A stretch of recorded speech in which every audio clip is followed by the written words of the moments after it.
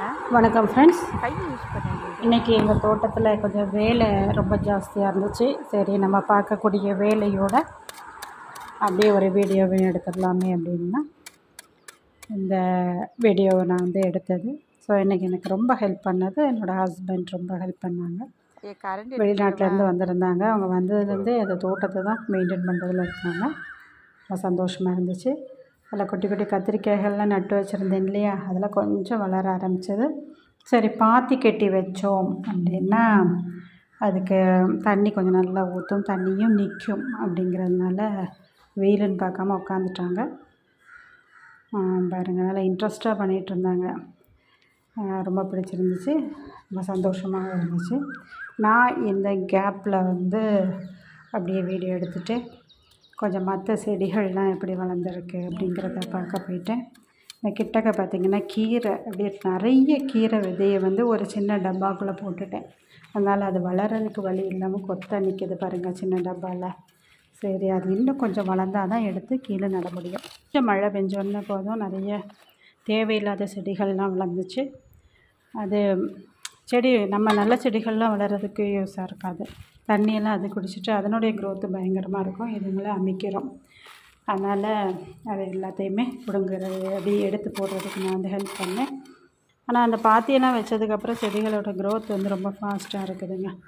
என்ன ஆட்டாஞ்சாணி போட்டோம்னா நல்லா வளரும். அதுதான் இயற்கை. ஆட்டாஞ்சாணி அன்றே பலன் கொடுக்கும் அப்படிம்பாங்க. அதே மாதிரி போட்ட உடனே அதனுடைய க்ரோத் ஃபாஸ்ட்டாக இருக்கும்.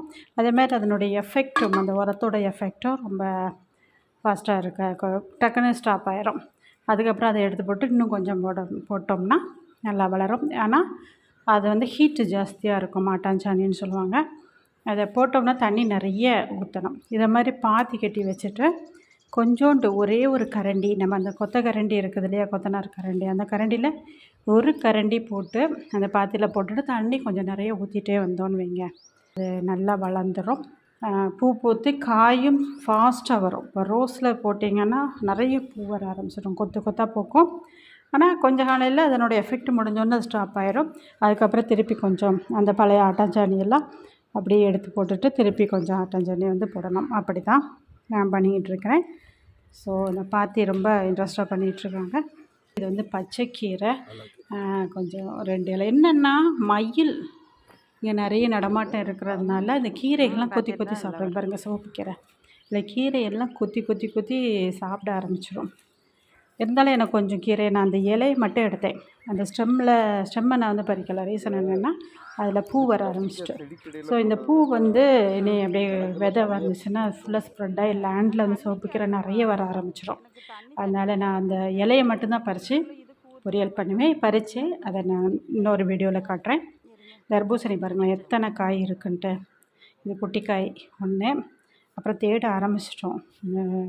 தர்பூசணிக்கு உள்ளே எல்லாம் போய் கொஞ்சம் பயந்தான், பூச்சி போட்டு எதாவது உள்ளே இருக்குமோ அப்படின்ட்டு. இருந்தாலும் ஓகே தேடுவோம் அப்படின்ட்டு உள்ளே ஒவ்வொரு இடமா தேடும்போது பெரிய காய்கள்லாம் இருந்துச்சுங்க. ஒரு 2-3 பெரிய தர்பூசணி காயெல்லாம் இருந்துச்சு. அதை நான் கேமராவில் எடுத்தேன், உங்களுக்கு தெரியுதான்னு பார்க்கணும். அதை பாருங்கள், அந்த இருக்குது காய் அப்படி பாருங்கள். இது நீட்டக்காய் தர்பூசணியில் நீட்டமான தர்பூசணி தோட ரவுண்டான தர்பூசணியும் இருந்துச்சு. அதுவும் அதில் மிங்கிளாகி இருந்துச்சு. நான் அதில் ஒரு காய் இருந்துச்சு, நாங்கள் காட்டுறேன். ஏன்னா இந்த தர்பூசணி விதைங்கிறது கடையில் வாங்கலை. தர்பூசணி சாப்பிட்டுட்டு போடுவோம்ல, அதில் இங்கே பாருங்க ரவுண்டு காய். இது ரவுண்டாக இருக்கும்.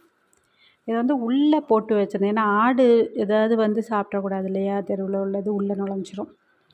அதனால் எல்லாத்தையும் செடிகளுக்கு அடியில் போட்டு வச்சுருக்கேன். நாங்கள் தேடி பிடிச்சதில் இங்கே பாருங்க குட்டி குட்டியாக காய்கள். இப்போ நான் பாருங்கள், இதெல்லாம் நான் இந்த வேஸ்ட்டு போட்ட இடத்துல இந்த மிளகா செடிகள்லாம் வளர்ந்து நிற்கிது. அது இல்லாமல் தேவையில்லாத செடிகளையும் நாங்கள் அந்த தர்பூசணிக்கு இடையிலேருந்து பிடுங்கி போட்டுட்டோம். ஸோ இன்ட்ரெஸ்ட்டாக இருந்துச்சுங்க. அந்த கார்டனுக்குள்ளே நுழைஞ்சிட்டோம்னா நானும் சரி என் வீட்டுக்காரரும் சரி 2 பேருமே திருப்பி வீட்டுக்கு வர்றதுக்கு மனசே இருக்காது. அப்படியே உட்காந்து செடிகள்லேயே நோண்டிக்கிட்டே இருப்போம். அதுலேயும் அவங்க வெளிநாட்டிலேருந்து வந்திருக்காங்க, அங்கே கார்டனுக்குள்ளேயே தான் இருப்பாங்க. லீவு முடிகிறது வரைக்கும் அவங்களுக்கு செடி தான் ரொம்ப இன்ட்ரெஸ்ட்டாக இருக்கும். ஸோ அதனால் மைண்டுக்கு நல்லாயிருக்கும், ரிலாக்ஸாக இருக்கும். நம்ம ரிட்டைர்மெண்ட் பீரியட்லேயும் இதை மாதிரி ஒரு கார்டன் வச்சு ஒரு சின்ன தோட்டம் போதும். நம்மளுடைய இடத்துக்கு ஏற்ற மாதிரி ஒரு சின்ன தோட்டம் வச்சு அதை பராமரிக்கிறது, அதை மெயின்டைன் பண்ணுறது, டெய்லி ஒரு ஒர்க் இருக்கும்.